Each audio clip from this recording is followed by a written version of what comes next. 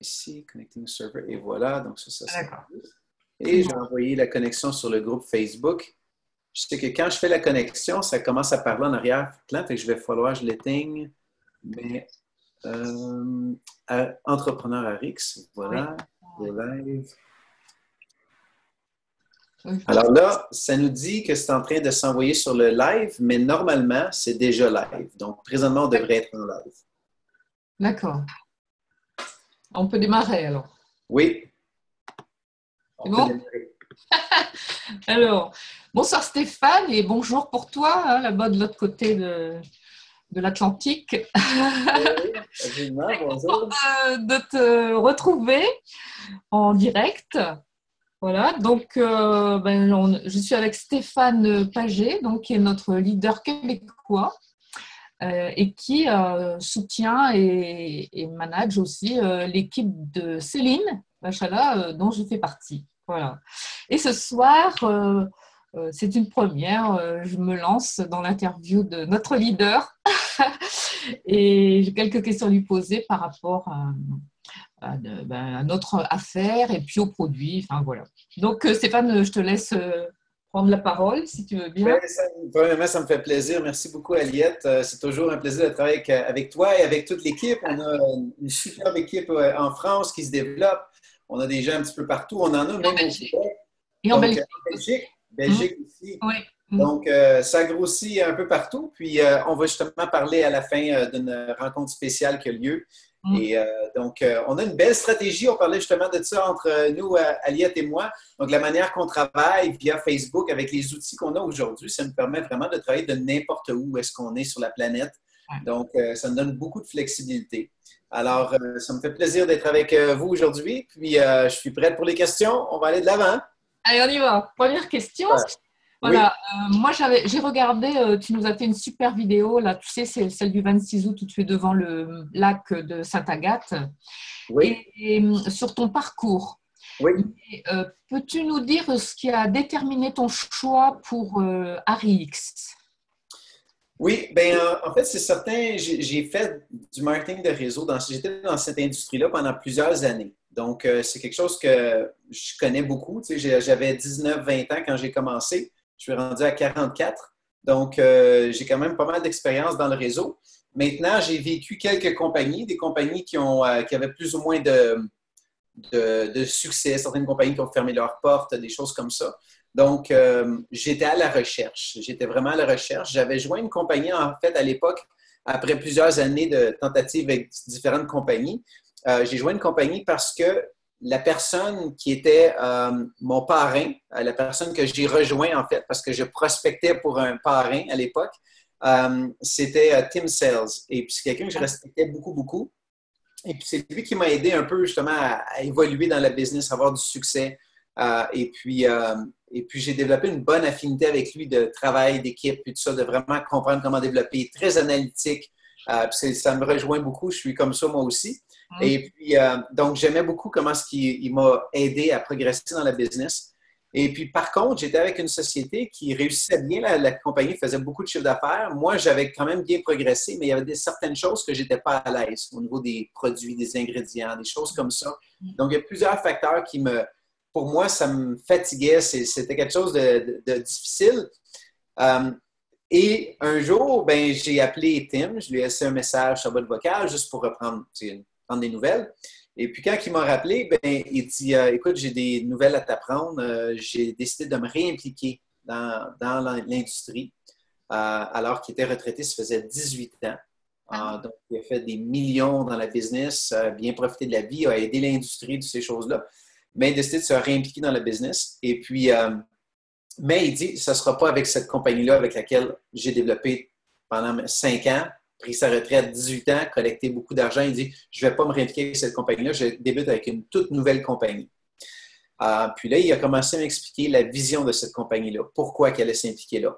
Donc, c'était au niveau, justement, la charte des droits, protéger les représentantes sur le terrain. Donc, toutes des valeurs qui sont importantes qui, pour moi, je voyais à travers l'industrie beaucoup de sociétés qui cancellaient des comptes de distributeurs, distributrices, qui changeaient les règles, changeaient le plan de rémunération. Ça affecte beaucoup les gens sur le terrain.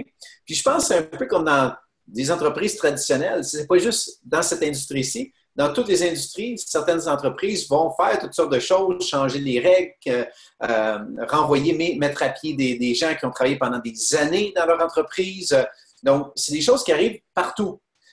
Donc, en marketing de réseau, dans cette industrie-ci, ça arrive aussi. Maintenant, cette équipe de direction-là a dit, on trouve qu'il y a des règles, des choses qui ne sont pas justes.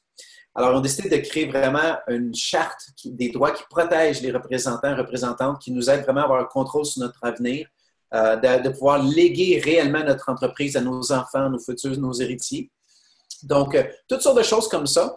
L'intégrité au niveau aussi de la transparence au niveau corporatif. Donc, des fois, c'est au niveau des ingrédients, des choses comme ça sont vraiment transparents.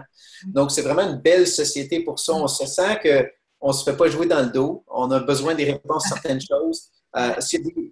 Comme toute entreprise, il y a des fois, il y a je sais pas moi, des erreurs qui peuvent arriver. Bien, eux autres vont être à l'écoute, vont faire des ajustements. Sont vraiment, c'est pas une entreprise où est-ce que tout le monde se sent au-dessus de tous. Hein? Oui. On est tous égaux, on est là pour s'entraider puis réussir ensemble. Donc, je sentais que tout ce qui m'expliquait, tout ce qui allait créer cette vision d'entreprise-là, je me disais, c'est incroyable, c'est comme dans la réalité la compagnie modèle pour l'industrie. Alors, pour moi, ben, j'ai décidé de travailler avec Tim, avec cette compagnie-là. J'ai dit, je ne peux pas manquer le bateau. Ça va être une trop belle entreprise qui va être mise sur pied, que je veux, moi, faire partie de ça. Je trouvais que c'était à mon image. Et puis, c'est pour ça que je me suis joint à l'équipe RX. Donc, c'était principalement pour ces différentes raisons-là.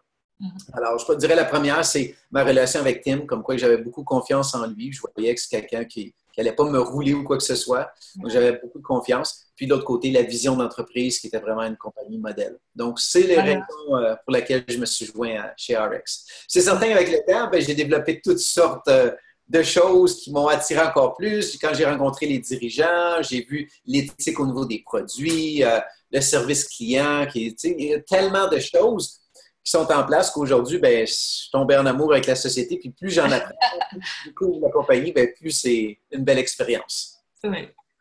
D'accord.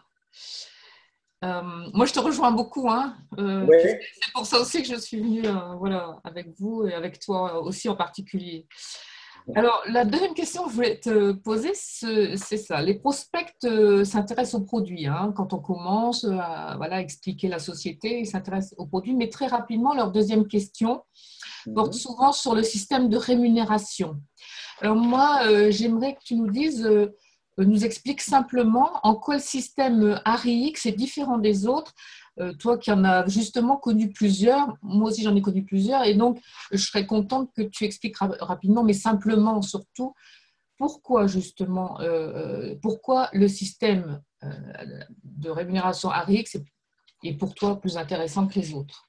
Puis est-ce que c'est différent des autres sociétés de marketing de réseau ou différent des autres manières dont on est rémunéré à tous les jours, comme un salaire, des choses comme ça?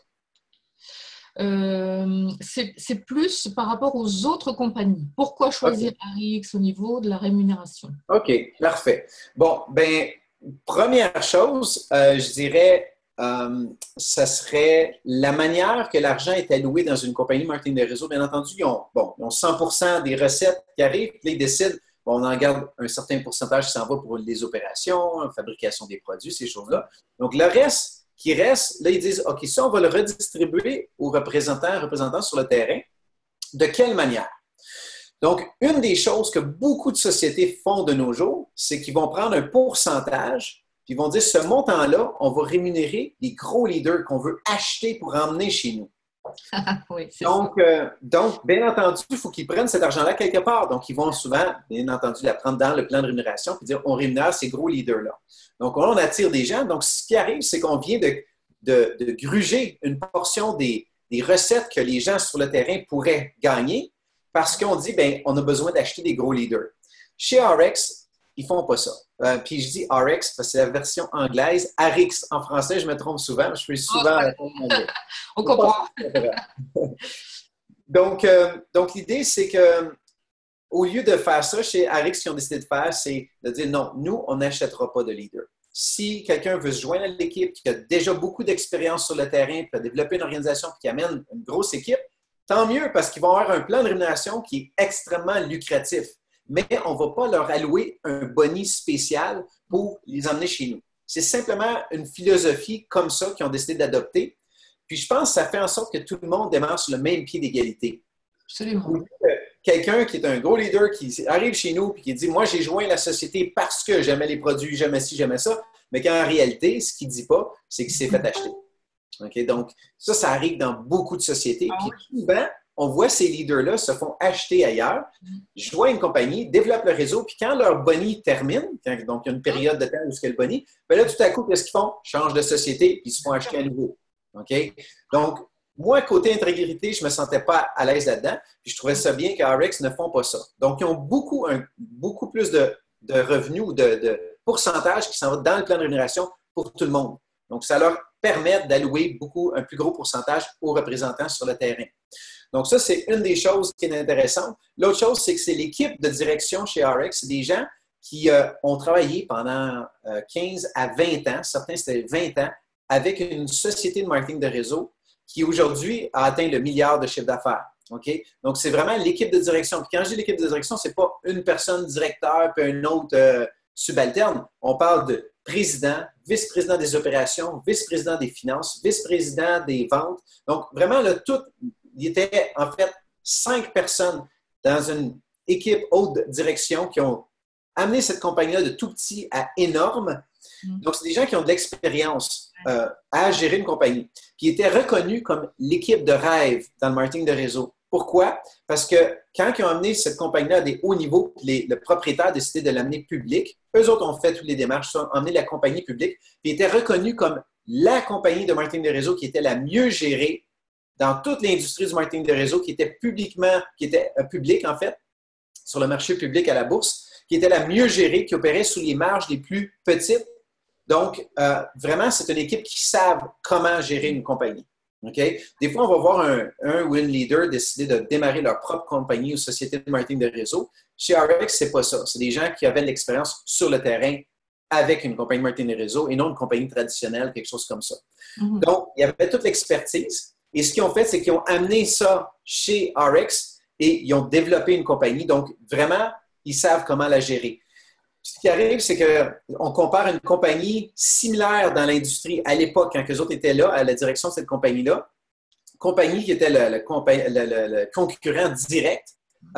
Ce concurrent direct-là avait des marges opérationnelles d'environ, je pense que c'était 30 ou 32 disons autour de 30 alors qu'eux, ils opéraient à 16 Donc, comment ça se fait qu'ils réussissaient à avoir autant de marge, ça leur coûtait beaucoup moins cher?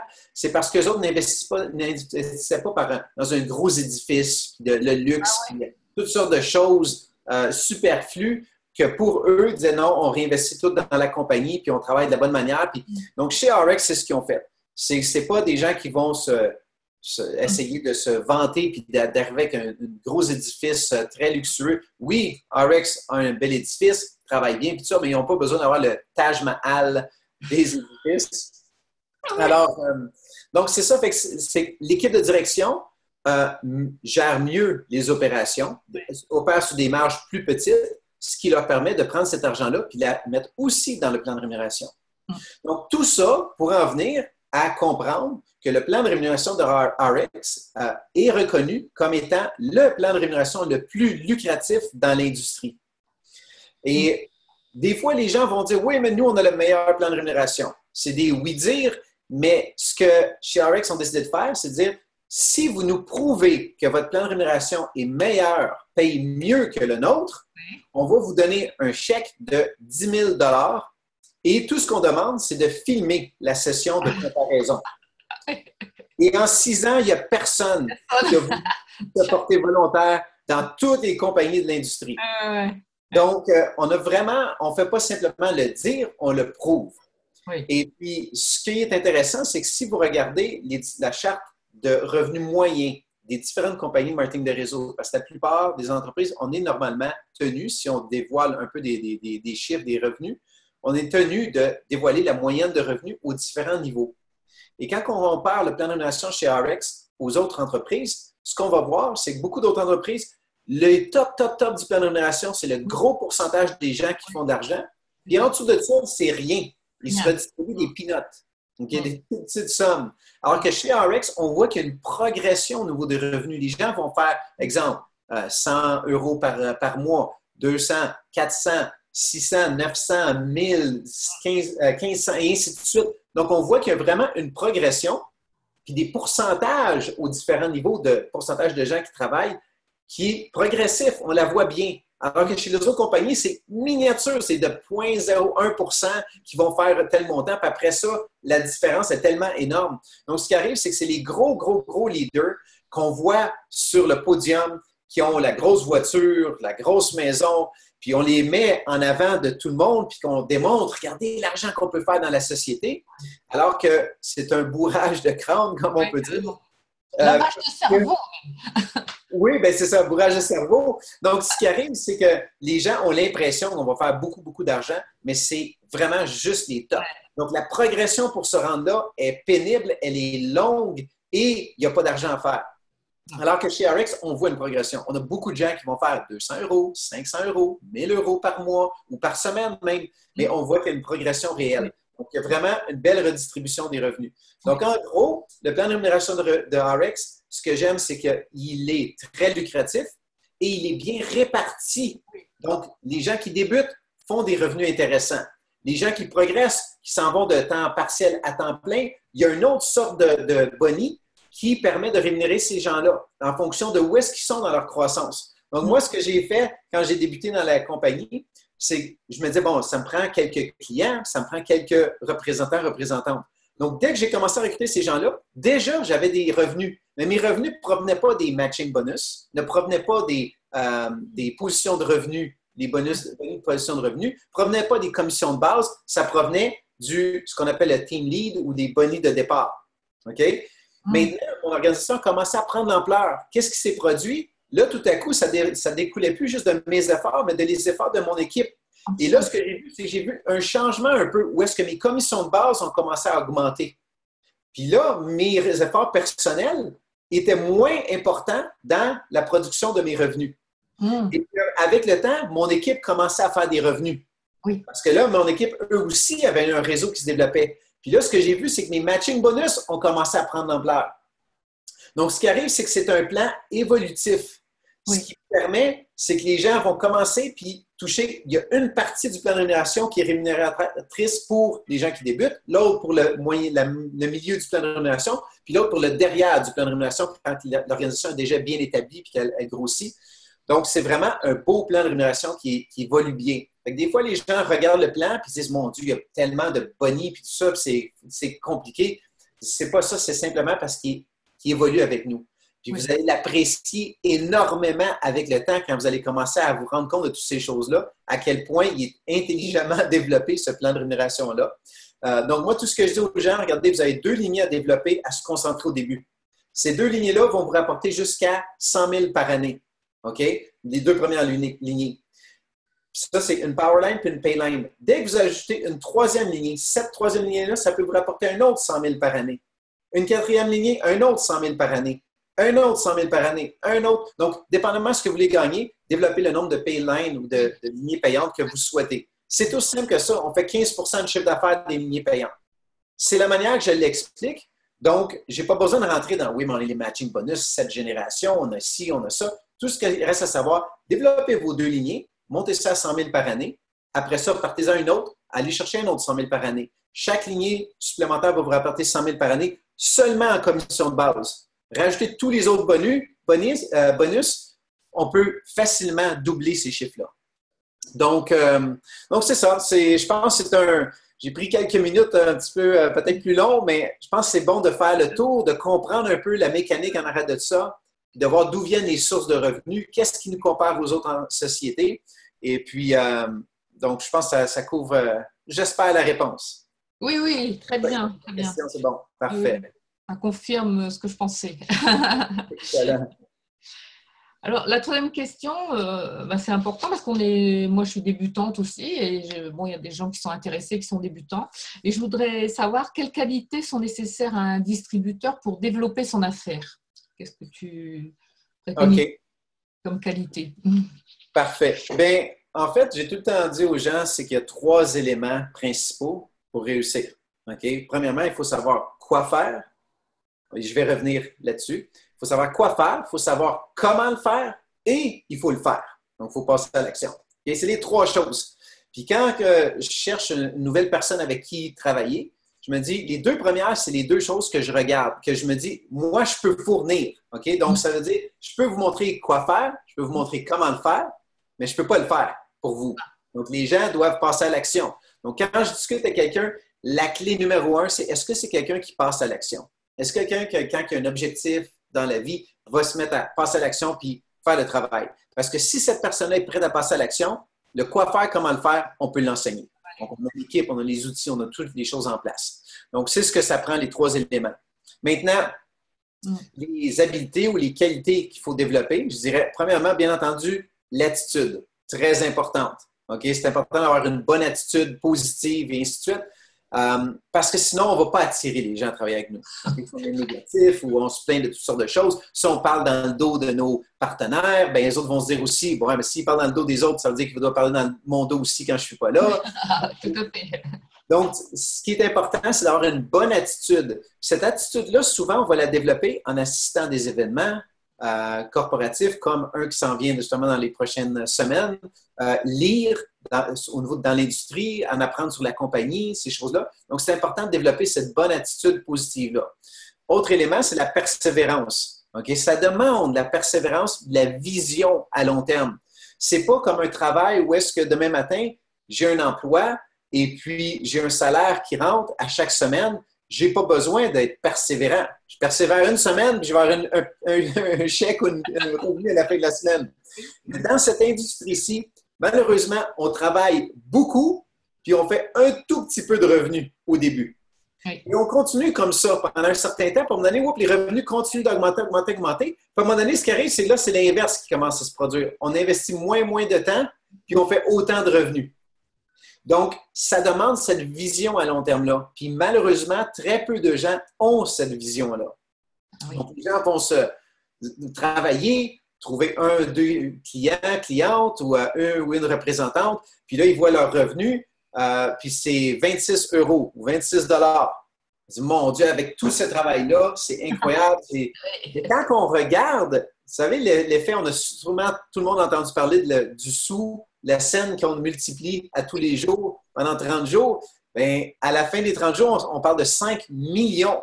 Donc, au début, on met des efforts. Ça représente, c'est miniature, c'est tout petit. Donc, ça demande cette persistance-là, d'être capable de dire, bon, mais je mets le travail. C'est pas grave de regarder les résultats, c'est pas ça qu'il faut regarder. Il faut regarder les efforts, est-ce qu'on les met continuellement. Un peu comme s'entraîner au gym. On va s'entraîner, bien, ça demande aussi de la consistance, okay? De la constance plutôt. Donc, on a parlé attitude, persévérance et constance. Constance parce qu'à tous les jours, on doit être là, faire le travail. Puis quand on dit à tous les jours faire le travail, ce n'est pas un travail extrêmement laborieux, c'est plutôt simple comme travail, mais il faut le faire constamment. Si on va s'entraîner au gym, qu'est-ce qu'on fait? On s'entraîne, on se regarde dans le miroir, on ne voit pas vraiment de changement. Ça prend une certaine période de temps avant de voir les résultats, mais ça prend cette constance-là, cette persévérance, puis la bonne attitude qui va nous amener les résultats. Oui, c'est vrai. Donc ça, je dirais, c'est tout ce qui est le côté peut-être psychologique. OK? Attitude, persévérance, constance. Oui. Maintenant, le côté pratique ou technique, dans le fond, il y a 2 éléments principaux. Le premier, c'est promouvoir la business. Donc, de quelle manière est-ce qu'on en fait la promotion? Donc, on utilise, nous, beaucoup les outils, justement, comme Facebook, ces choses-là. Ça nous permet, premièrement, de promouvoir notre entreprise de manière simple, efficace, parce qu'on va rejoindre les gens qui lèvent la main et disent « Oui, ça m'intéresse, dis-moi en plus ». Donc, c'est facile de travailler de cette manière-là. Donc, ça nous prend des habiletés de prospection ou de promotion. Donc, ça, on l'enseigne dans l'équipe. Donc, comment promouvoir la business. Alors, ça peut être aussi simple que quelqu'un qui nous demande « Qu'est-ce que tu fais dans la vie? » Qu'est-ce qu'on lui répond?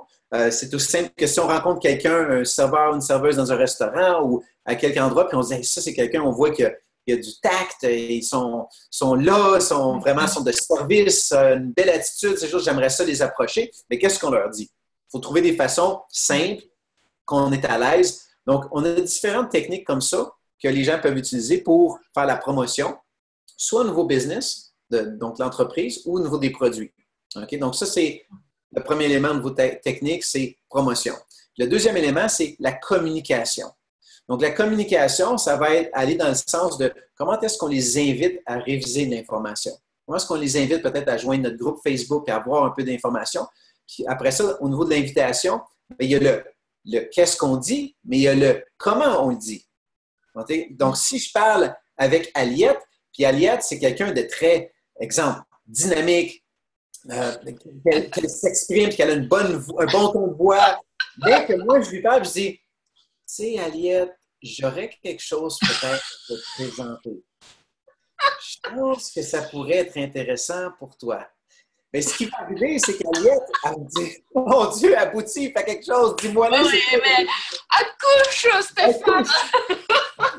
Nous, au Québec, on dit accouche qu'on baptise. Ah, c'est bon. Donc l'idée, c'est il y a le comment on communique avec les gens. Donc, ça, c'est des choses qu'on enseigne. Donc, on apprend aux gens les 10 qualités de communication. Une fois qu'on les connaît, ça nous permet de mieux communiquer non seulement avec les prospects, avec des gens pour la business, mais aussi avec nos enfants, avec notre conjoint, avec les gens qui nous entourent. Donc, ce qu'on apprend ici, malheureusement, j'aurais tellement souhaité apprendre ces choses-là à l'école, parce que ça m'aurait aidé dans la vie, dans tout ce qu'on fait. Alors qu'ici, c'est ce que ça nous permet de faire, c'est qu'on apprend à se développer des habiletés qui vont nous servir dans la vie, dans tout ce qu'on fait.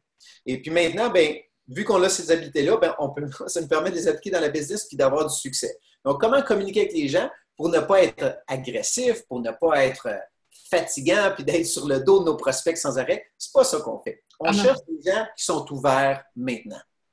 C'est ce qu'on fait. Donc, au niveau de communication, c'est ce qu'on enseigne. Donc, comment est-ce qu'on pique la curiosité? Comment est-ce qu'on les intéresse à réviser de l'information? Puis, comment est-ce qu'on répond parfois à leurs questions ou leurs objections?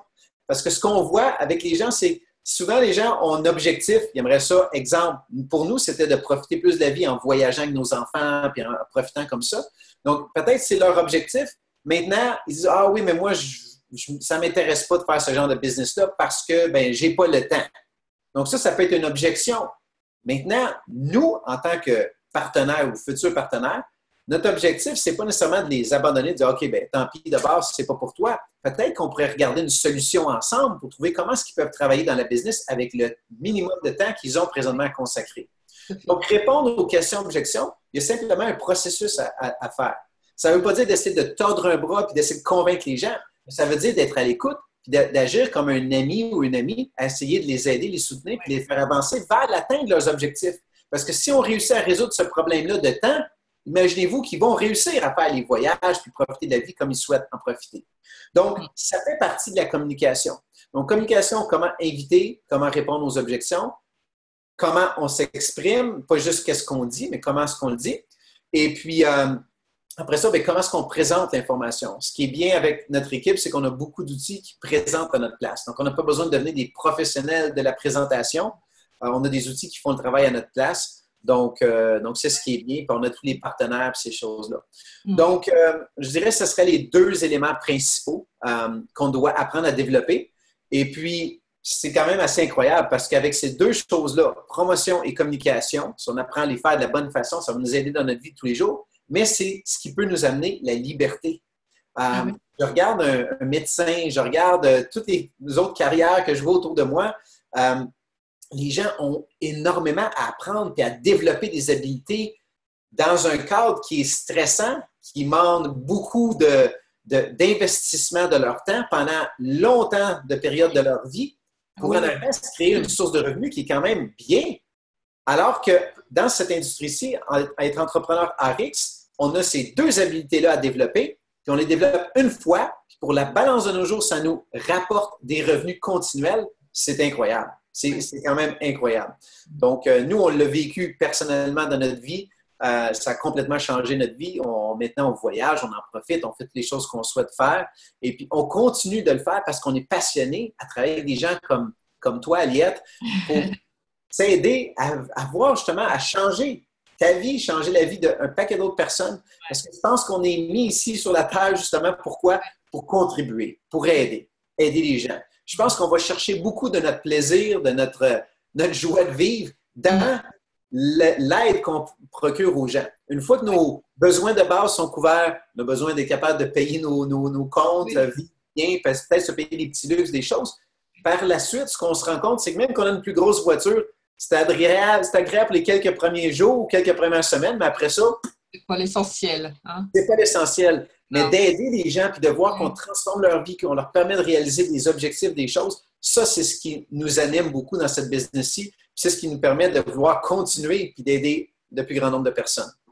Alors, c'est ça. Donc, c'est les habiletés, selon moi, qu'on doit développer. C'est ce que ça prend pour réussir dans la business. Et puis, c'est plutôt simple, surtout quand on est entouré d'une bonne équipe qui nous montre comment faire. Puis, je dis tout le temps aux gens, si vous ne faites pas ceci, alors qu'est-ce que vous allez faire? Avez-vous un plan B? Oui. Et parce que bien souvent, on est pris dans notre petit choses quotidiennes. On travaille, on arrive le soir, on est épuisé, on a notre vie de famille, puis ainsi de suite. Puis un an passe, 2 ans passent. Puis le temps passe, il n'y a rien qui change. Donc, nous, ce qu'on fait, c'est qu'on offre aux gens, dans un beau cadre de travail, travailler ensemble, à temps partiel, se donner des trucs, de se créer une source de revenus qui vont leur permettre d'atteindre leurs objectifs à long terme, puis de le faire dans un bel environnement. Et puis, c'est notre plan B. Mais pour nous, à un moment donné, c'est devenu notre plan A. Alors aujourd'hui, ben, on en profite beaucoup, puis c'est ce qu'on souhaite de faire avec le plus grand nombre de personnes. Je voulais juste rebondir sur quelque chose que tu viens de dire et qui pour moi est très important et c'est ce que je dis à mes prospects. Oui. Que ce soit à la limite l'industrie ou la société que vous choisissez, le plus important, et tu en as parlé dès le début parce que tu cherchais un parrain, le plus important, c'est de trouver une équipe où vous vous sentez bien et une équipe qui vous suit et qui vous soutient vraiment. Parce que ça, si tu ne l'as pas, ben, tu as beau être dynamique et en vouloir, ben, ça ne marche pas. Voilà. C'est un ingrédient important, je dirais. Oui, puis moi, je l'ai vécu, bien entendu, avec toutes les années que j'ai faites dans cette industrie-là. J'ai eu plusieurs parrains qui m'ont aidé dans la business, mais ça ne cliquait pas parce que je n'avais pas le soutien que je souhaitais. Puis, tu sais, Aliette, ce qui est arrivé, c'est que souvent, j'ai remarqué qu'il y avait des gros leaders qui avaient du succès. Puis, j'allais leur demander, c'est quoi qu'il faut que je fasse? Comment est-ce que je dois le faire? Ils me disaient, mais c'est simple, regarde, tu envoies les gens sur cette vidéo-là. C'est tout. Ça fait pas le travail. Oui. Mais ça fonctionnait pour eux, mais pas pour moi. Puis, c'était frustrant. Puis, ce que j'ai réalisé avec le temps, c'est que bien souvent, ces choses-là fonctionnaient pour ces gens-là parce qu'eux avaient de la crédibilité que je n'avais pas avec mes contacts. Donc, eux avaient cette crédibilité-là. C'est soit qu'il y avait quelqu'un qui avait beaucoup réussi dans la vie, soit dans l'immobilier, soit une entreprise traditionnelle, soit un médecin ou une femme médecin. Donc, c'est quelqu'un qui avait bien réussi. Puis, quand ils contactaient leurs amis, leur famille, les gens de proches, bien, il y avait une crédibilité. Qui, quand ces gens-là leur regardaient la vidéo, ils le regardaient, mais avec un autre œil. Parce qu'il y avait l'influence de cette autre personne-là. Moi, je n'avais pas cette influence-là. Donc, c'est pour ça que c'était frustrant souvent quand on voit des leaders qui travaillent d'une certaine manière ou des fois qui ont des valeurs qui ne sont pas les mêmes valeurs que nous. Et puis, à ce moment-là, ben, on ne se sent pas bien dans cet environnement-là. Et puis, ça a fait une énorme différence quand justement, avec l'équipe qu'on a aujourd'hui, les gens se sentent bien, se sentent chez eux, travaillent professionnellement, et puis on se fait dire qu'est-ce qu'on doit faire, comment est-ce qu'on doit le faire. Puis, c'est vraiment, même quelqu'un qui n'a pas de crédibilité, bien, va développer sa crédibilité avec le temps, et puis c'est ce qu'on fait. Donc, très bon point. Merci de l'avoir relevé. Oui. Voilà, donc écoute, moi j'en ai terminé avec les questions et je suis ravie de toutes les réponses que tu nous as apportées. C'est encore bien riche cette fois-ci. Et je voulais rappeler ta venue donc en France. C'est une grande première, je suis ravie. Donc avec Claudia en plus, donc on va faire connaissance de ton épouse. Donc à Paris, c'est le vendredi 13 octobre à 14h. Donc, il y aura bien sûr tous les détails par la suite. Et à Lille, le samedi 14 octobre. Et là, vendredi, c'est vraiment toi. Samedi, c'est la conférence du Dr Strand. Mais tu y seras avec Claudia aussi. Hein? Absolument. C'est pour ça, si vous êtes dans le coin ou vous pouvez passer pour Paris, donc, ce qu'on fait, ça va être plus intime. Donc, ce n'est pas une rencontre officielle de présentation, quoi que ce soit. c'est une rencontre vraiment intime. On va s'asseour, on va peut-être prendre un petit quelque chose ensemble, on va Bah oui, discuter. on va boire un coup, hein. En France, hein. Donc c'est ça. Fait que nous, on va visiter en même temps. Tu sais, moi, j'étais tout jeune, j'avais, je pense, quoi, 17 ans. Je suis allé en France, donc ça fait longtemps. Et puis, Claudia n'est jamais allée en Europe. Ah, Donc, ça va super. être la Ah première oui, fois. faut profiter. Donc, Ouais. déjà de rencontrer notre équipe, discuter Ouais. avec quelqu'un, donc ça va être bien. Donc, effectivement, le 13 et puis le 14, ben, à Lille, là, c'est une rencontre officielle. Donc, on va avoir plusieurs conférenciers, donc principalement le Dr. Strand, qui est une source d'informations incroyable au niveau de la santé. J'ai appris énormément de lui à travers les années. Et puis, je suis certain que vous allez adorer ses explications, ses choses. Donc, beaucoup à les retirer. Puis, je vous dirais, je vous encourage fortement à venir à cet événement-là parce que moi, personnellement, c'est ce qui m'a tenu dans la business. Des fois, on se dit, ah, j'ai pas besoin vraiment, je suis correct, je suis fort, je suis fort, je suis capable de continuer. On a besoin des événements. Ce qui arrive, c'est quand on n'a pas encore tout à fait le succès qu'on veut, on a besoin des événements. Puis quand on a le succès, c'est les événements qui ont besoin de nous. Ah. C'est une raison pourquoi que nous, on se présente là-bas parce qu'on veut justement apporter ce qu'on peut apporter à l'événement. Et puis, même le meilleur téléphone portable au monde a besoin d'une recharge de temps en temps. OK? Donc, c'est pour ça que les événements, c'est important d'y assister. Vous allez, aussi, oui, en apprendre. Vous allez aller chercher l'énergie que vous avez besoin. Vous allez faire des connexions avec des gens qui peuvent vous servir et vous ouvrir des portes plus tard. Moi, ça m'est arrivé. J'étais à des événements justement à Rix au début et puis j'avais besoin de faire un appel à 3 avec un prospect.